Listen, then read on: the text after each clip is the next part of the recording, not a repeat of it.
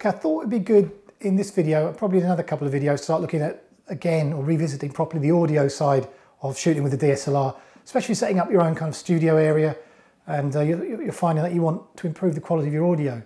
Now, just to quickly show you what I'm going to do, I'm going to try and show kind of a very basic setup, which still gives very good quality audio and allows you to monitor your audio as well, particularly on cameras like the 650D, etc. I'm going to then show a more expensive setup, which allows you to add more microphones, etc. to your setup, also to do wireless microphones as well, lapel mics as well. Now, at the end of the day, the quality of the sound is probably going to be very similar from both. The advantage of going the expensive way really is for durability, for ease of use, and for adding more microphones, etc. to your production. But I'll show both, and you can add most of the equipment is interchangeable between the two cameras. So I'm going to start off doing a budget option, which gives excellent sound, and I'm going to be showing how to use several different devices. One of the most useful, I think, I'm going to have a look at is the Zoom H1. Now, at the moment, I'm using that as a kind of a levels monitor and a recording device with the 650D, which allows me to monitor the audio and even to monitor it with headphones, which is a great addition, I think, and is a relatively cheap option to allow you to monitor your audio while recording. Tied in with that on that camera as well, I've got the Magic Lantern as well, which allows you to see the sound as well. I've also got that particular setup rigged up to a Rode mic here, which is 2 or 3 feet away from me where I'm speaking. So the sound from that is going into the Zoom H1, being recorded in the Zoom H1, and then a duplicate recording has also been made on the camera. So that's one option. We'll have a look at that as well. Moving on to the 5D Mark III. Now that's much more designed, it's expensive, but it's much more designed to allow you to record audio, in that it's got a headphone socket, so you can actually plug headphones straight in to listen to your audio. It's also got a meter, inbuilt meter on it, audio meter on it. To be honest, the inbuilt meter on the 650D, 600D, and those now with Magic Lantern allow you to monitor the audio anyway. But it's nice having it built into the 5D. The other things we're going to have a look at as well are other more expensive options, such as the recorder there you can see under the 5D. That's the Juicelink RA333. It's Riggy Assist, and that can also work equally well on the 650D. In fact, it's more designed for the 650D. We'll have a look at that as well. Other things I'll look at, some of the other sort of recording options, which you'll probably see a lot of, and I've tried them all, and I'll tell you afterwards what's my dream recording device is. Really, it's the setup I've got on the 5D Mark III now. It's with that Riggy Assist. But other options are things like the Tascam recorder, which is the DR60D, a very good recorder, and it allows you to record 3 tracks at once, even 4 I think, but 3 I've used on it. And things like the Tascam hand recorder, we'll have a look at sort of the options on that as well. Again, none of these things are particularly cheap. This is probably around about 200 and something pounds now, 250 pounds. And again, if you're going down that option, I want a very easy life with sound in this type of environment. And if you're moving outdoors and you're doing a lot of recording like that, you maybe have other people to interview, whatever. I find wireless lapel mics like the Sennheiser absolutely very easy to use. But again, the disadvantage is they're expensive. So we'll have a look at both options, using a budget setup where you can have lapel type mics using low cost options with the Zoom, as well as the high cost options as well. So hopefully you're going to find this a bit useful. I'll start off with the budget options and we'll work our way up from there.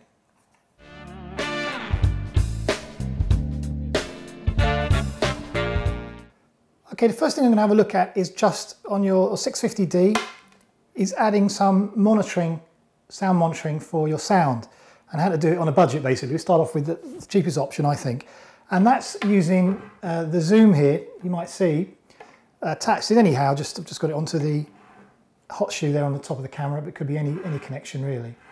And what it's doing is it's taking. I've got a Rode mic just around, literally about 3 feet away here, and you might see I've got my Magic Lantern meters there enabled on the camera, so you can see what's happening. The sound is coming through. I'm speaking into that microphone now, and what's happening is from the mic, this is this cable here, move this one here, this here, I've just got that plugged into, plug that for a second, I've got the Rode plugged into the input of the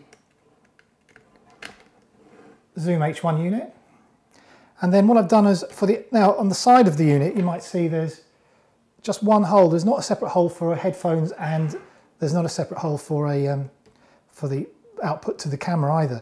So what I've done is I've just bought a cheap, literally couple of pound, I guess, one of these splitters. All right, it's a mini jack splitter, and I've just plugged that into the input there for the zoom.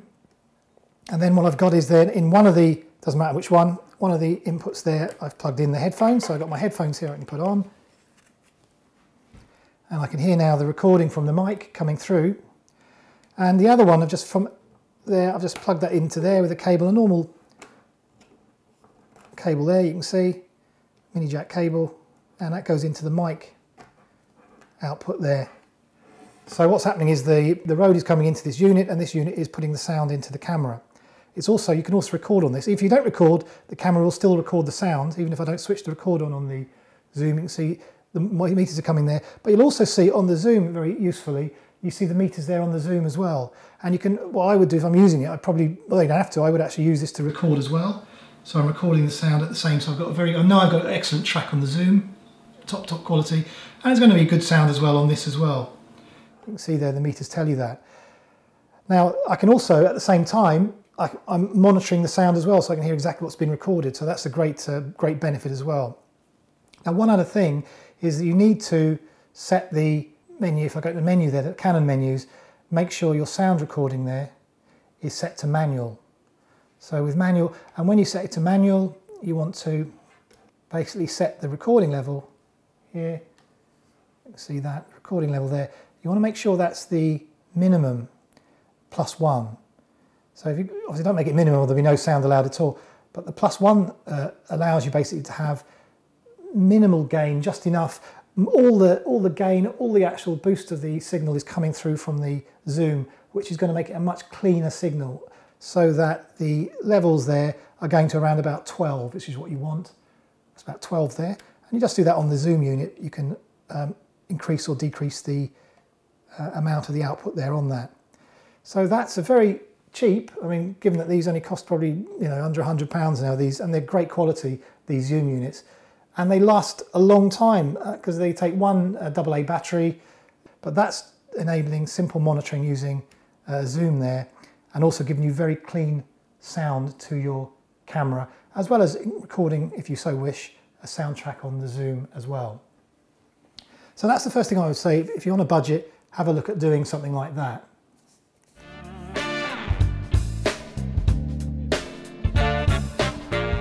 Now, the other reason I like the zoom so much, and it's really good for a budget but excellent quality, is you can also use it as a lapel mic, as an easy unit for a lapel mic. Now, I actually prefer this over, for example, even more expensive big units like this Tascam DR60D. For the reason this is not so portable. The zoom I can actually just fit in my pocket, much like, I mean, with a lapel type mic setup. So that's one reason I think it's fantastic. It's this one is very, very portable. Okay, so this is how I'd use my Zoom H1 recorder with a lapel mic. This is not a particularly expensive one. You can buy them for about £20–30, get a reasonable quality one. The big thing with them is to make sure that you choose between an omnidirectional, one of these lapel mics, or a directional. A directional will just pick up most audio just from where you're speaking from, which is okay, but then you haven't got any leeway if your aim is off a little bit with the mic. So an omnidirectional one may be a better option. This is an omnidirectional one, and it allows you to pick sound up from a little bit around the area as well. And particularly if you've got somebody, for example, next to you and you want to pick them up on an audio as well, and you haven't got them mic'd up separately, these omnidirectionals can be quite a handy solution. So all I would do is I would press record there on my Zoom unit, and just my lapel mic there. Obviously I'd hide the cables underneath my clothes, but just for demonstration here, and just put the Zoom unit in my pocket. So I hope you can see the difference in the quality between this and, say, the Rode mic, which is on the camera about 5 or 6 feet away. And I hope you can hear that this gives a much better quality. It also frees you up to actually move around, and you haven't got the cables anymore to the camera. And it's really a good cheap alternative, I think, to a expensive wireless Sennheiser system. We'll see in the next section how you actually, then having done this, the disadvantage is you have to sync it with the on-camera sound, but that's not such a big deal. I also would tend to use the Zoom as well a lot as a backup, even with my Sennheiser kit and any other mics. I'd always bring it along. I just find it's very easy to use. It's great to have as a backup, gives top sound, and it just lasts a long time with one one AA battery that can last for hours and hours. And again, it's a backup for my own system in case one of my main mics or my Sennheisers should fail. And also it allows me to have a spare if I need to mic somebody else up as well. So that's a Zoom H1 used as with a lapel mic to give a budget wireless solution.